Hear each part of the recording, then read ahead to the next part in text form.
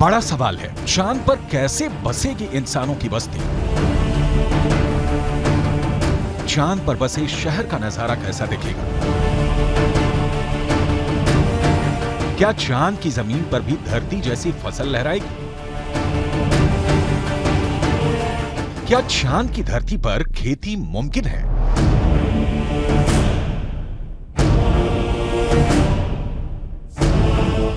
विज्ञान कहता है कि चांद पर अभी इंसानों के रहने लायक वातावरण नहीं है, लेकिन नासा का कहना है कि आने वाले वक्त में चंद्रमा की धरती को रहने लायक बनाया जा सकता है। लेकिन दावे के मुताबिक चांद पर बसने वाली बस्ती नहीं होगी सस्ती। अंतरिक्ष में चंद्रमा धरती का सबसे करीबी पड़ोसी पिंड है। पिछले 6 दशकों में इंसानों ने 100 से भी अधिक मून मिशन को अंजाम दिया है। सभी मिशन को कामयाबी नहीं मिली, लेकिन इन मिशन ने चांद को सबसे ज्यादा खोजा जाने वाला स्थान बना दिया और अब चंद्रमा पर जीवन की संभावनाओं की तलाश हो रही है।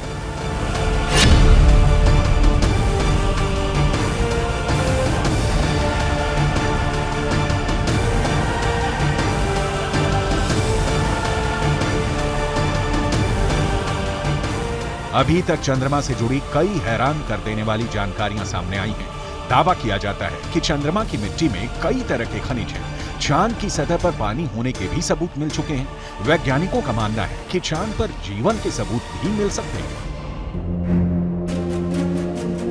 संभावना जताई जा रही है कि भविष्य में चंद्रमा पर मानव बस्ती बसाने का सपना पूरा हो सकता है, लेकिन यह काम इतना भी आसान नहीं है। चंद्रमा पर इंसान के कदम भले ही साल 1969 में पड़ गए हों,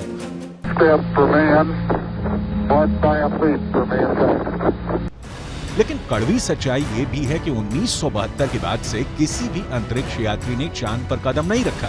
जब से इंसान ने चांद पर कदम रखा है, तभी से वहां इंसानी बस्ती बसाने की चर्चा चल रही है। 1972 से अभी तक 51 सालों में कई मून मिशन भेजे गए और उससे जो जानकारी हासिल हुई, उसके बाद से अब चांद पर मानव बस्ती का सपना जल्द आसान हो सकता है, लेकिन ये बहुत अधिक खर्चीला भी हो सकता है।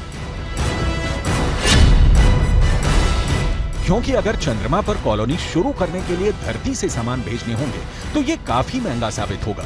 एक अनुमान के मुताबिक सिर्फ 100 लोगों के लिए चांद पर जरूरी सामान भेजने के लिए करीब 1.25 लाख करोड़ रुपए का खर्च आएगा।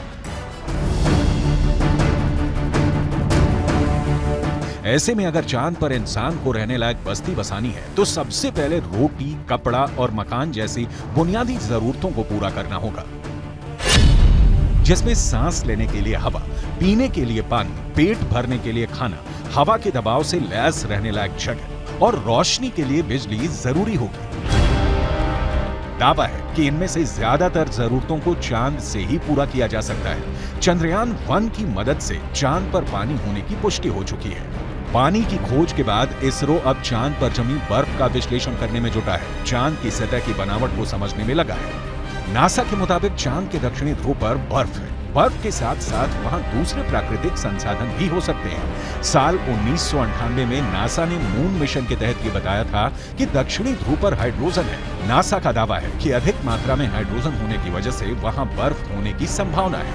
इसके अलावा चांद के दक्षिणी ध्रुव पर बड़े बड़े पहाड़ और कई गड्ढे हैं। ज्यादातर गड्ढे ऐसे हैं जहां अरबों साल से अंधेरा है।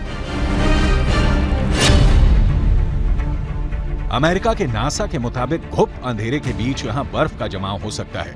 अंदाजा ये भी है कि चांद के दक्षिणी ध्रुव पर अरबों सालों से पानी बर्फ के रूप में जमा हो सकता है। अगर चंद्रयान 3 का लैंडर और रोअर चांद पर बर्फ की मौजूदगी की पुष्टि कर देते हैं तो वहां मानव बस्ती बसाने की संभावना और बढ़ जाएगी।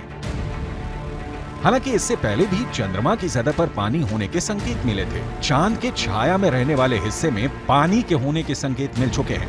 वैज्ञानिकों को चांद के उस हिस्से में पानी होने के साक्ष्य भी मिले हैं जहां सूर्य का सीधा प्रकाश पड़ता है। ऐसे में अगर चंद्रयान 3 चांद के दक्षिणी ध्रुव पर पर्याप्त बर्फ होने की पुष्टि कर देता है तो चांद की सतह पर मौजूद बर्फीले पानी से इंसानों की बस्ती और चंद्रमा पर अर्थव्यवस्था के लिए आधार को तैयार करने में मददगार साबित हो सकती है।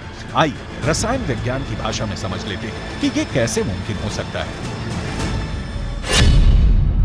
रसायन विज्ञान में बर्फीले पानी का रासायनिक सूत्र होता है H2O।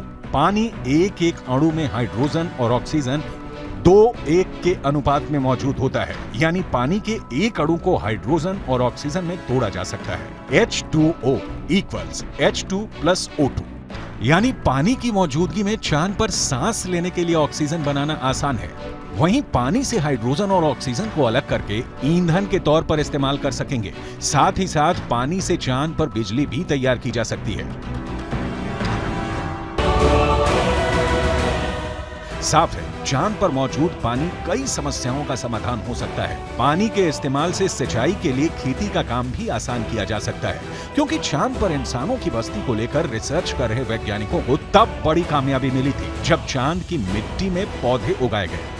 अपोलो 11 मिशन के दौरान करीब 22 किलो सामान चंद्रमा से लाया गया था।